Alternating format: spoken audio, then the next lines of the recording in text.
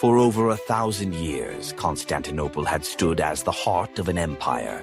Founded by Constantine the Great, it was the last echo of Rome, a city of golden domes and unbreakable walls. The Theodosian walls, 3 layers of stone and towers, had repelled Persians, Arabs, Rus, and even Crusaders. But by the 15th century, Byzantium was a shadow. Once rulers of the Mediterranean, the empire had shrunk to little more than the city itself. Still, Constantinople was more than stone. It was a symbol, the queen of cities, the guardian of Christendom in the east. And across the strait, a new power had risen, the Ottoman Empire. In 1451, a young sultan ascended the throne, Mehmed II, barely 19 years old. Where others saw walls too strong, Mehmed saw destiny. He declared, "Either I shall conquer Constantinople, or it shall conquer me." He built a fortress on the Bosphorus, cutting off supplies. He gathered soldiers from across his empire, Turks, Janissaries, cavalry, and mercenaries. And most fearsome of all, a giant cannon forged by the Hungarian engineer Orban, capable of hurling stones weighing over half a ton. The stage was set for an apocalyptic clash.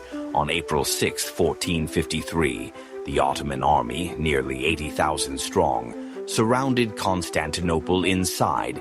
Perhaps 7,000 defenders held the walls, led by Emperor Constantine XI, Palaiologos, the last of his line.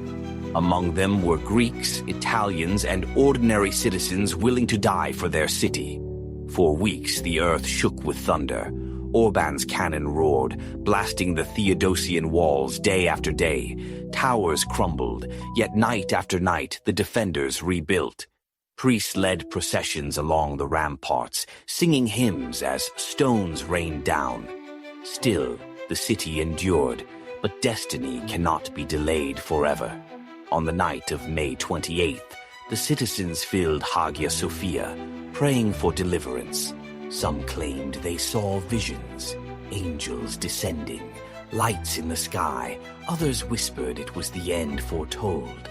At dawn on May 29th, Mehmed unleashed the final assault. Waves of soldiers hurled themselves at the breaches.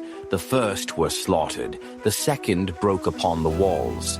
But the third, the elite Janissaries, surged through. Emperor Constantine XI cast aside his crown. He charged into battle, sword in hand, vanishing in the chaos. He died as a soldier, not a king. The Ottomans poured into the city.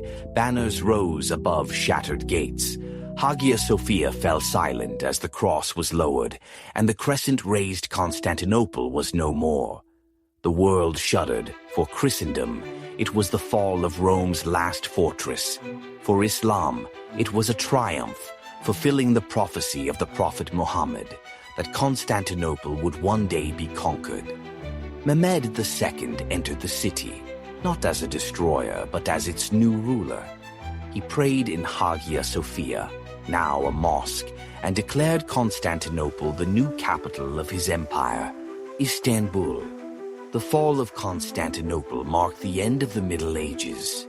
The walls that had held for 1,000 years crumbled before gunpowder, and cannon trade routes shifted, pushing Europe toward the age of exploration. The Renaissance quickened, fueled by fleeing scholars and forgotten texts. It was the end of an age, and the dawn of another. Constantinople had stood for a millennium as a beacon of faith and empire. Its fall in 1453 was more than a military victory. It was the shattering of the old world.